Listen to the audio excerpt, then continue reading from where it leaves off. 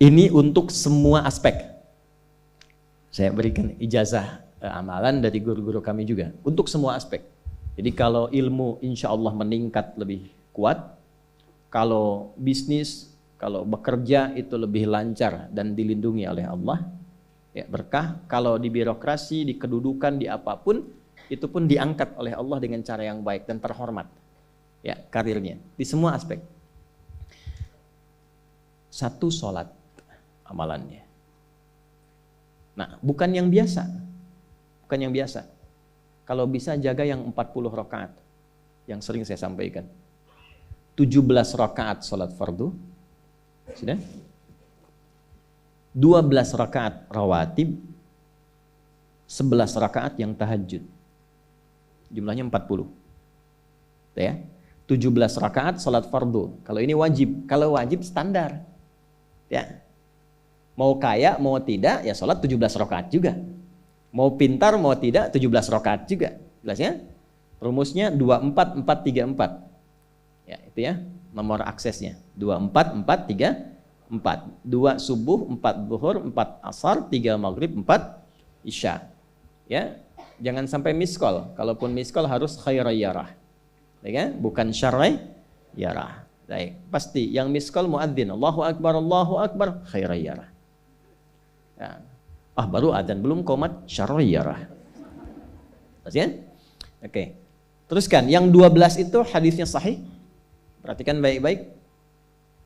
Man shalla isnatai asyrata rak'atan fi yaumin wa lailatin. Siapa yang menunaikan salat sunnah 12 rakaat yang mengiringi salat fardunya siang dan malam.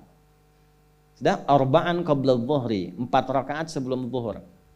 4 rakaat sebelum zuhur. Teknisnya bisa langsung 4 atau 2-2. 2, kemudian salam, 2 rakaat lagi, salam. Jelas? Baik.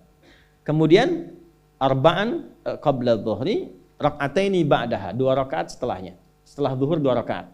4 tambah 2 berapa? 6. Rak'ataini ba'dal maghrib, 2 rakaat setelah maghrib. 6 tambah 2, 8. Rak'ataini ba'dal isya, 2 rakaat setelah isya. 8 tambah 2, 10. Rak'ataini qabla al-fajri, 2 rakaat sebelum subuh. 12 ya. Nah, jaga yang 12 ini. Jaga yang 12. Kalau sebelum zuhur tidak memungkinkan 4, misal sebelum zuhur. Karena kasusnya bisa berbeda.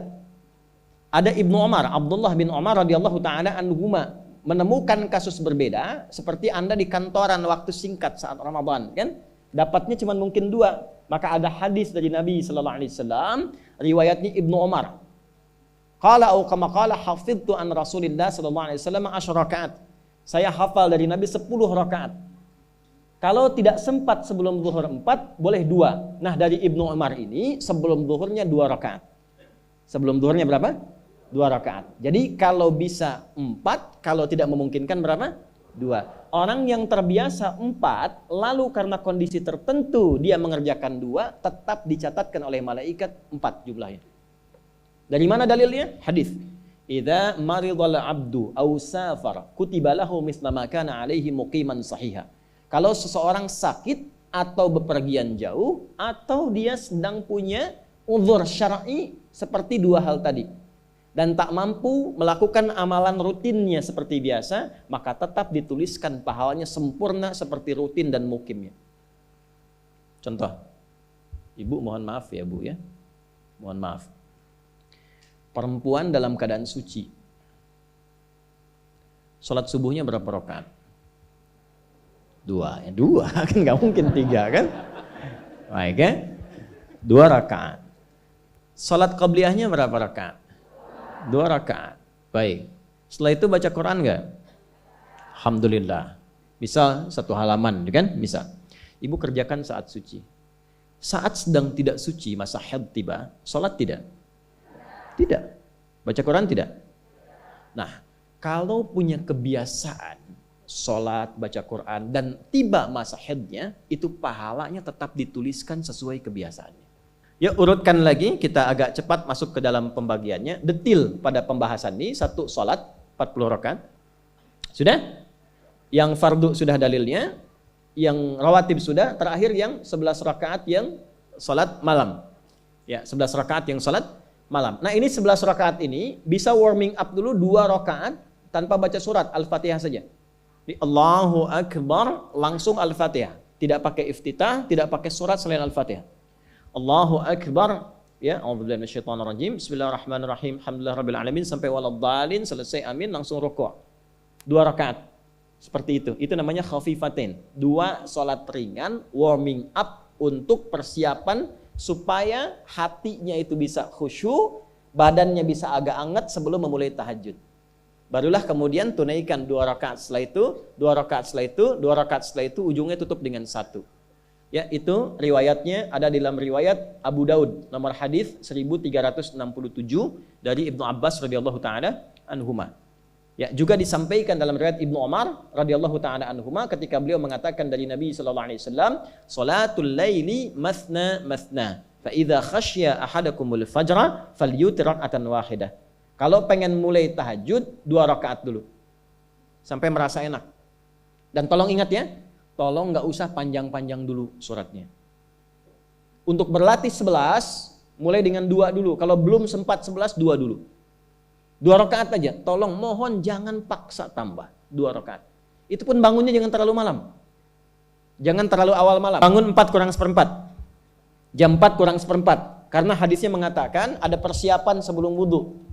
Ya, karena Nabi sallallahu alaihi wasallam adalah kebiasaan Nabi sallallahu alaihi wasallam idza staiqadha min naumihi, kalau bangun dari tidurnya fajalasa, duduk dulu. Duduk. Wa masaha biyadihi min athari naumi, kemudian menghapus bekas ngantuknya. Ya, menghapus jejak ngantuk dengan bagian tangan yang bersih. Itu kan butuh waktu. Ya. 4.15 bangun. Duduk dulu, atur alarm. Ya, alarm mungkin ya 3.15, 3.30. Ya, kemudian jam 4 terakhir. Alarm pertama untuk mematikan alarm kedua. Alarm kedua siap-siap, alarm ketiga sadar. Ya, kan begitu kan? Ya. Ya begitu, itu rumusnya. Nanti kalau sudah ayat tahajud, masuk Al-Isra nanti saya jelaskan. Itu ada isyaratnya di Quran. Bukan isyarat alarm ya, tapi isyarat perjuangan kita untuk bangun. Jadi 4 kurang 15 itu adalah persiapan supaya jam 4 bisa wudu. Ya, begitu jam 4, thumma dhahaba ila shinin mu'allaqah, pergi ke tempat kemudian berwudu, tempat tertutup, wudu, selesai, balik lagi, kan 4.20 adzan kan? Misalnya 4.10 mulai sholat. Kalau 2 rakaat kan nggak lama-lama. 5 menit, witirnya 1 menit, 3 menitnya istighfar, nunggu subuh. Ya, bacanya jangan tinggi-tinggi. Al-Falaq, An-Nas, witirnya Al-Ikhlas. Besoknya Anda sudah bosan 4 rakaat. Ad-Duha, Al-Insyirah, Al-Falaq, An-Nas, Al-Ikhlas. Besoknya terus sampai bosan tambah 6 rakaat sampai konsisten 11. Jelas? Mulai dengan seperti itu, 11 tambah 12, kan berapa? 23 tambah 17, 40. Tolong jaga ini, selama hidup tunaikan aja. Kalau tidak percaya, silahkan coba, nanti lihat apa perubahan yang terjadi dalam kehidupan. Demi Allah saya katakan silahkan coba. Yang kedua Al-Quran. Yang kedua apa? Al-Quran. Kan ada 3 tadi ya.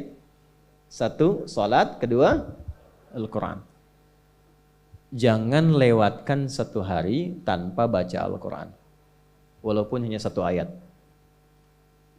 Walaupun hanya 1 ayat. Walaupun keterlaluan sih 1 ayat itu. Ya. Alif Lam Mim dah. Pesan Ustaz kan 1 ayat. Nun dah. Oke. 1 halaman. Nah, biasanya begini, semakin banyak dibaca, semakin terjadi perubahan yang berbeda. Kalau ingin nguji begini, hari ini baca 1 halaman, besok baca 2 halaman. Nanti lihat perubahan yang terjadi antara hari ini dengan besok. Pasti ada pengaruh. Paling minimal, Allah akan jaga keadaan diri kita dari berbagai bentuk kegelisahan. Semua tenang aja. Ada masalah apapun, kasih ketenangan, kasih ketenangan.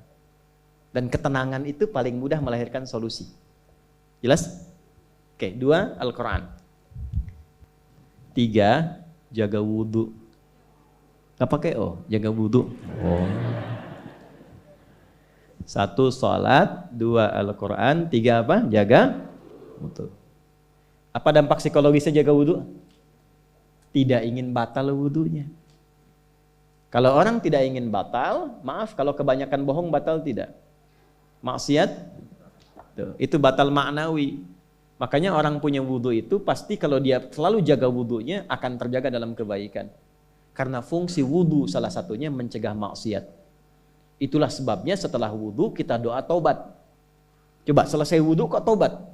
Asyhadu an la ilaha illallah wa asyhadu anna Muhammadan Rasulullah. Kemudian Allahumma ja'alni minat tawwabin. Ya Allah, jadikan aku orang yang selalu taubat, bebas dari maksiat. Itulah rahasia wudhu. Salah satunya menjaga seseorang dari perbuatan maksiat. Ya, tidak bermaksiat, jaga wudhu. Saya itu banyak bercanda dengan keluarga, termasuk anak-anak. Bercanda terus, tapi serius dalam 3 hal.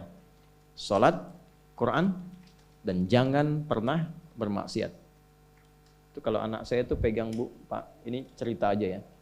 Pegang mushaf nggak benar aja, itu bisa saya lempar dari jauh. Minimal saya teriaki. Pegang mushaf nggak benar, bukan nggak baca. Pegang mushaf, misal mushaf harusnya begini, misalnya dia pegang begini, atau taruh di atas paha, kaki, misalnya apa, itu bisa saya lempar dari jauh. Perbaiki. 3 itu serius. Ya, karena itu adalah sesuatu yang bisa merubah kehidupan kita, dan itu yang paling memuliakan kita dan dimuliakan kita dengan itu. Itu poinnya. Tapi yang lain kita bisa bercanda. Sholat, jangan main-main. Karena itu inti kebahagiaan hidup kita. Dan maksiat itu yang paling fatal mengantarkan pada, maaf, kehidupan akhirat yang buruk. Neraka itu kan karena maksiat. Nah, 3 itu ya, tolong jaga, nanti lihat perbedaannya.